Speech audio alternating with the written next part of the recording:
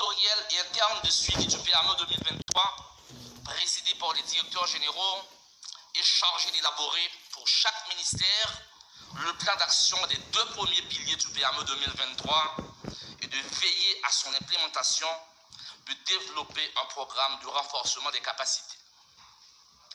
Mesdames, Messieurs, l'événement qui nous réunit aujourd'hui constitue une étape cruciale dans l'opérationnalisation du PAME 2023 appuyé par l'Union européenne. Les comités sectoriels et internes de suivi constituent le substrat sur lequel repose le dispositif institutionnel et l'opérationnalisation effective de ce document. Sur cette base, j'ai l'honneur de lancer officiellement les comités sectoriels et internes de suivi du PAME 2023 qui, à côté du comité de pilotage stratégique présidé par le Premier ministre et de celui de pilotage opérationnel que j'ai le privilège de conduire, auront entre autres attributions respectivement sur la supervision des directeurs généraux, de préparer de concert avec les directions centrales et des services déconcentrés de chaque ministère un plan d'action pour la mise en œuvre du PAME 2023 concernant son secteur d'activité. Définir un chronogramme d'activité, établir un plan de monitoring, développer un programme pour le renforcement des activités et la formation des fonctionnaires impliqués dans les opérations de mise en œuvre du PAME 2023. Pour les organismes autonomes, leurs principales attributions consistent à préparer de concert avec leur ministère de tutelle un contrat d'objectifs et de performance comportant notamment la mise en œuvre de l'axe 1 du PAME 2023. Préparer et soumettre au comité sectoriel le budget correspondant. Développer un programme pour le renforcement des capacités et la formation des fonctionnaires impliqués dans les opérations de mise en œuvre, pour ne citer que cela. Il va sans dire que la mise en place de ces mécanismes de suivi vise à consolider dans son opérationnalisation la cohérence et l'harmonisation des actions des différents niveaux de l'appareil administratif au bénéfice de la population haïtienne.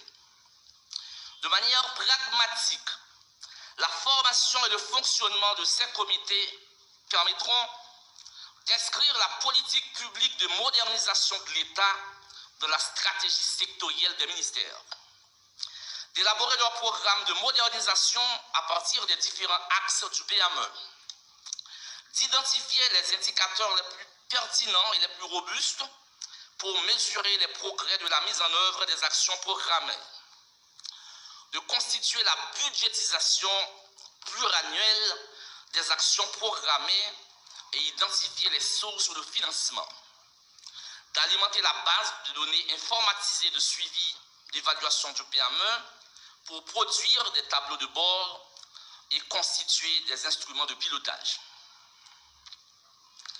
Mesdames, Messieurs, dans la suite de l'événement d'aujourd'hui, des ateliers vont se dérouler à partir de demain avec les ministères selon le calendrier qui vous sera présenté. En raison de la situation sanitaire, j'encourage l'idée que ces ateliers se fassent par visioconférence. Il est fondamental que l'administration haïtienne adopte de nouvelles manières d'opérer afin de pouvoir faire face aux nouvelles réalités. Elle doit s'adapter afin de répondre non seulement aux besoins du développement d'Haïti, mais aussi aux demandes des administrés. Depuis plusieurs années, l'Union européenne est pleinement investie aux côtés de l'État haïtien dans la réforme de l'État. Entre 2015 et 2017, dans le cadre du programme d'appui budgétaire à la consolidation de l'État haïtien, nous avons appuyé la réalisation de 8 audits organisationnels dans 7 ministères et également sur la thématique transversale de la sécurité alimentaire et nutritionnelle. Donc ce plan de modernisation de l'État 2023 est à la fois dans la continuité mais aussi dans la réforme. C'est une autre dimension au travail préparatoire qui a déjà été effectué. C'est une réforme positive et constructive. Réformer l'État se présente depuis des décennies comme une nécessité incontournable. Des réflexions ont été engagées, des travaux effectués, de l'argent dépensé, des actes posés. Cependant, les difficultés liées notamment à l'instabilité politique chronique du pays ont contrarié les avancées et n'ont pas permis d'atteindre les objectifs fixés. Là maintenant, vous conviendrez avec moi que l'instabilité politique, la lutte pour le pouvoir, la corruption généralisée, qui poison que ça représentait pour le développement d'un pays.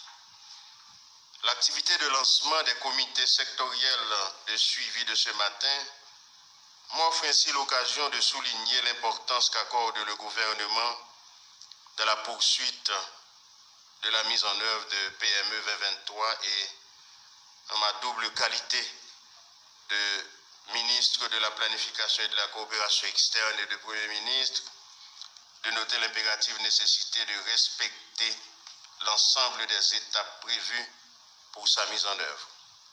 L'implication et l'intégration des acteurs non étatiques dans le processus d'élaboration à côté des acteurs étatiques constitue un facteur innovant et devra consacrer la réussite d'une mise en œuvre intégrée de la réforme et son appropriation par l'ensemble de la société haïtienne.